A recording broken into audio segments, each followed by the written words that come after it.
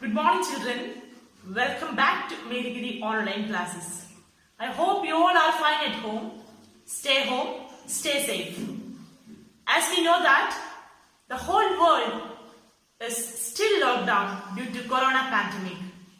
Dear students, the entire world is suffering lack of institution. We provided you the best software for the online classes. So welcome back, children, for the next new academic year 2020-21. Students, what are metals? What are non-metals?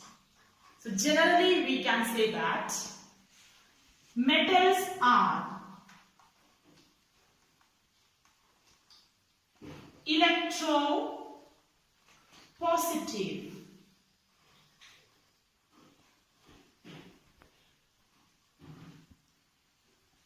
Metals are electropositive.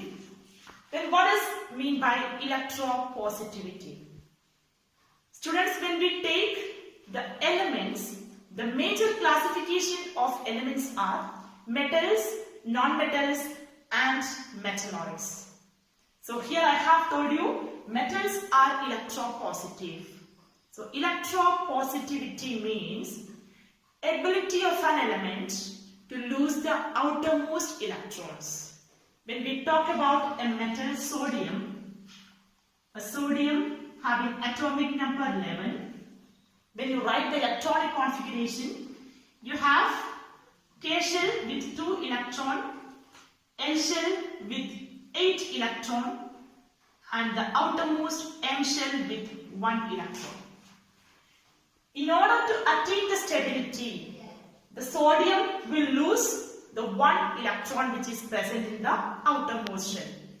So when sodium loses 1 electron means the sodium will get a positive charge. The sodium is a metal because sodium will lose 1 electron and attain a positively charge. Let us go to other examples of metals. If you take a magnesium as a metal, magnesium is having atomic number 12. When you write the electronic configuration, K is equal to 2, L is equal to 8, M is equal to 2. This 2 is extra for magnesium. In order to attain the octet in the outermost shell, magnesium will lose 2 electrons. So when 2 electron loses means it will get 2 positive charge. So magnesium also a metal. Children, then what are non-metals? So non-metals are electronegative.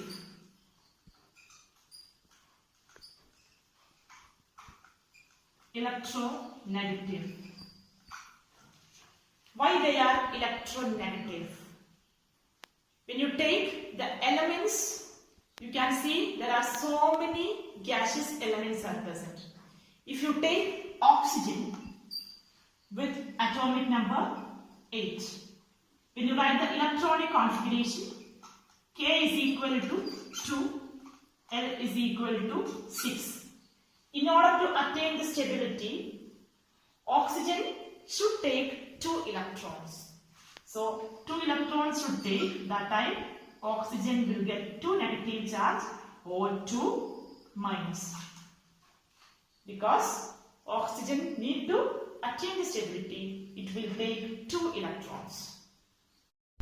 Students, if you take nitrogen gas as an example, nitrogen with atomic number 7, when you write the electronic configuration, K is equal to 2, L is equal to 5. In order to attain the stability in the outermost shell, it requires 3 more electrons. So nitrogen will take 3 electrons from other metals. So N3 minus is a charge. Negative charge is there. So as a result, every non-metals are electronegative they are ready to accept electrons. Once they accept electrons, they will get a negative charge. Children, do you have any examples of metals? Here I will show you some common examples. A car, a bunch of iron nail, medals, a gold coin. Here you have a platinum ornaments and a key which is made up of iron. Students, what are physical properties of metals? Physical properties of the metals are the external appearance of the metals. So the first physical property, metals are hard. By looking at the image, you can see that here they have used iron metals since it is heavy. Even though the metals are hard, you can see some exceptional cases. Here we have the metals like lithium, sodium and potassium. They are soft metals.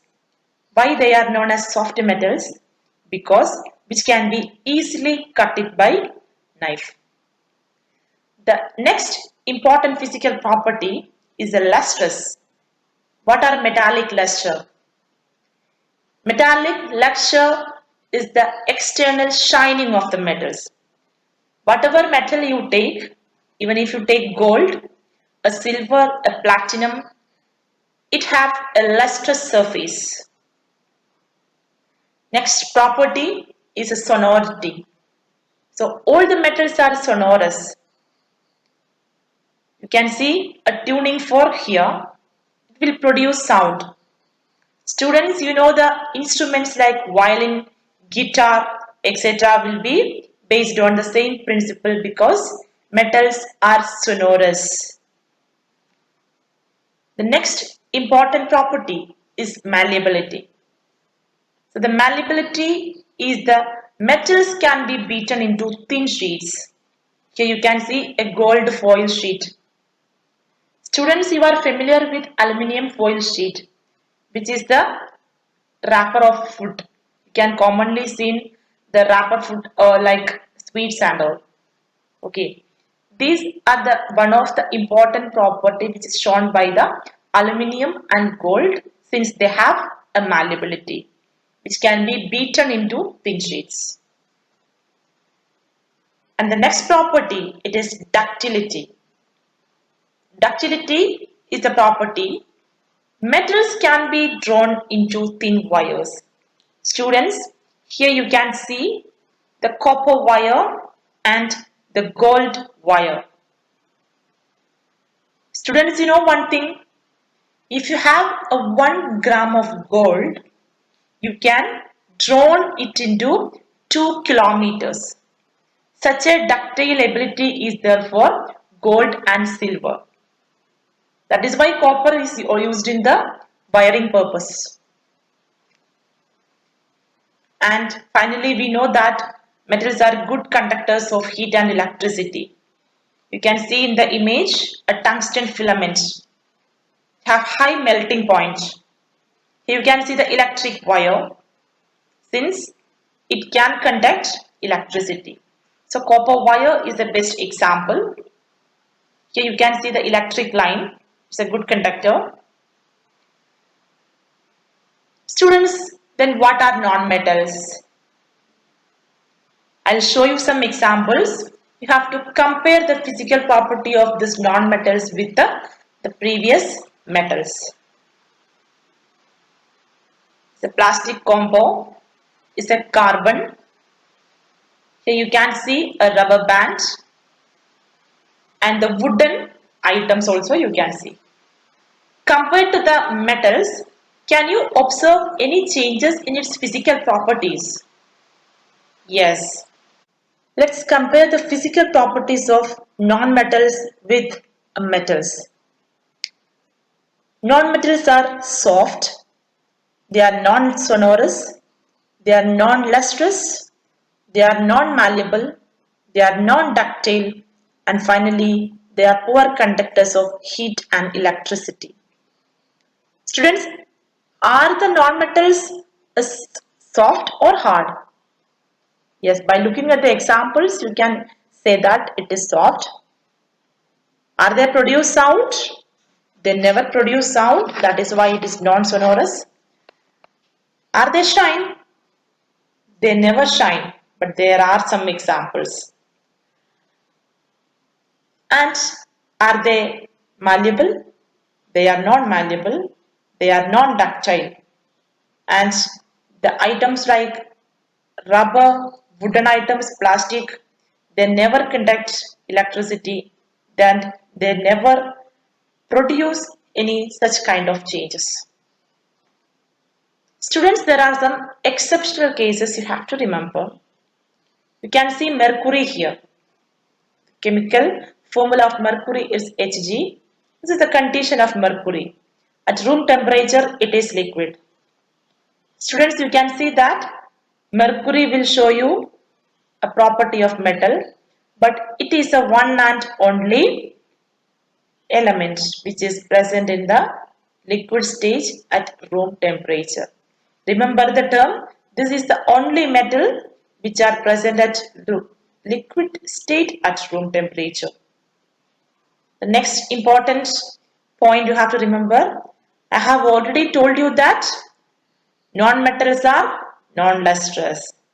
But here an exceptional case, this is the iodine crystal. Since iodine is a non-metal, it have a lustrous property. Next you can see a diamond. A diamond is a non-metal, but it have a lustrous capacity.